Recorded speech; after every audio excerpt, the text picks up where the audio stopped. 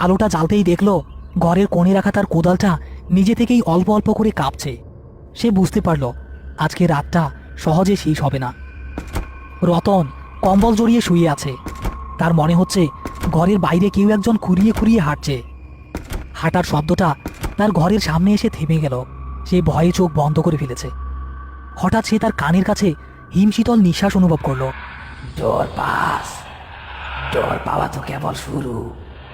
আমার বাকি কাজ তোরে দিয়েই শেষ করব। রতন চিৎকার করে উঠে বসল। সে দেখল তার ঘরের জানালা দিয়ে একজোড়া লাল চোখ তার দিকেই তাকিয়ে আছে। সেই চোখ দুটো সেই বৃদ্ধর, কিন্তু এখন সেগুলো আগুনের মতো জ্বলছে। রতন ভয়ে জ্ঞান হারিয়ে ফেলল।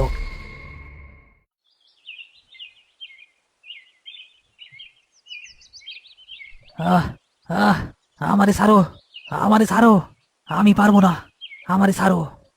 রতন, রতন, কি হইছে তোর? কার লোকে কথা হইতেছস? উঠ। ভাইজান, ওই বুইরা আমারে ছাড়বো না ভাইজান। ও আমারে দিয়া কি জানি করাইতে চায়। কাল রাইতে আমার ঘরে আইছিল। আমি আগেই কইছিলাম এটা ভালো লক্ষণ না।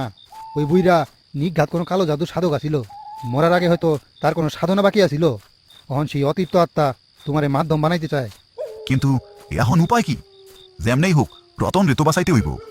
একটাই উপায় আছে, ওই লাশ কবর থেকে তুলতে হইব। আর ওর সাথে নিশ্চয়ই এমন কিছু দাফন হইয়া গেছে যা ওই শয়তানরে শক্তি দিতেছে। ওই জিনিসটা নষ্ট করতে পারলেই সব শেষ। করিম আর জব্বার আলী একটা ভয়ঙ্কর সিদ্ধান্ত নেয়। তারা ঠিক করে আজ রাতেই তারা কবরটা খুঁড়বে। আকাশ ভেঙে বৃষ্টি নেমেছে। বিদ্যুৎ চমকানোর আলোয় গোরস্থানকে আরো ভয়ঙ্কর লাগছে। করিম আর জব্বার আলী মিলে কবরটা খুঁড়তে শুরু করেছে। কিন্তু তারা যত মাটি খুঁড়ছে কবর থেকে ততই তীব্র পচা গন্ধ আর গরম বাতাস বেরিয়ে আসতে থাকলো। জবার ভাই, আর একটু কপিনটা দেখা যাইতেছে। তারা কফিনের ডালাটা খুলতেই ভেতরে যা দেখতে পেল তাতে তাদের রক্ত জমে গেল। ভেতরে কোনো লাশ নেই, কফিনটা একদম খালি। তার বদলে ভেতরে রাখা আছে লাল কাপড়ে মোড়ানো একটা পুটলি। সর্বনাশ, লাশ কই গেল? জব্বার ভাই, লাশ গেছে ওর কাম করতে, কিন্তু আসল জিনিস এই পুটলির ভিতরেই আছে। করিম কাপা কাপা হাতে পুটলিটা খুলতেই ভেতর থেকে বেরিয়ে এলো মানুষের চুল, পশুর শুকনো রক্ত দিয়ে আঁকা কিছু নকশা, আর একটা পুরনো রূপার আংটি।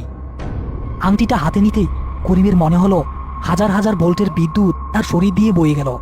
ঠিক সেই মুহূর্তে তাদের পেছনে সেই বৃদ্ধর ছায়ামূর্তিটা দাঁড়িয়ে আছে। এবার তার চেহারাটা আগের থেকে অনেক বেশি ভয়ঙ্কর। চোখ দুটো জ্বলছে আর মুখ দিয়ে লালা পড়ছে। আমার জিনিস ফিরাইয়া দে। ওই আংটি আমার সাধনার শেষ অংশ। করিম, আংটিটা আগুনে ফালাও তাড়াতাড়ি। জব্বার আলী হ্যারিকেনের তেল ঢেলে একটা মশাল বানিয়ে ফেলল। করিম সর্বশক্তি দিয়ে আংটিটা সেই আগুনের দিকে ছুড়ে মারল। আংটিটা আগুনে পড়তেই চারপাশটা কাঁপিয়ে একটা তীব্র চিৎকার বেরিয়ে এলো। সেই অশরীরী সত্তাটি যন্ত্রণায় ছটফট করতে করতে আগুনের শিখার সাথে নিজেও পুড়তে শুরু করলো এবং আগুনে পুড়ে ছাই হয়ে বাতাসে মিলিয়ে গেল।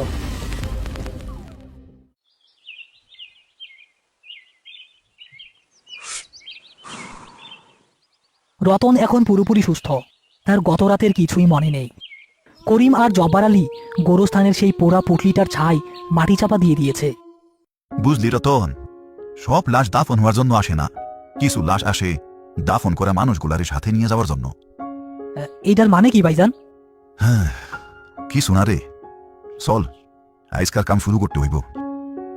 করিম শেখ সেদিন বুঝে গিয়েছিল মৃত্যু সবসময় শেষ কথা বলে না। কিছু কিছু মৃত্যুর পর এক নতুন আরো ভয়ঙ্কর অধ্যায়ের শুরু হয়।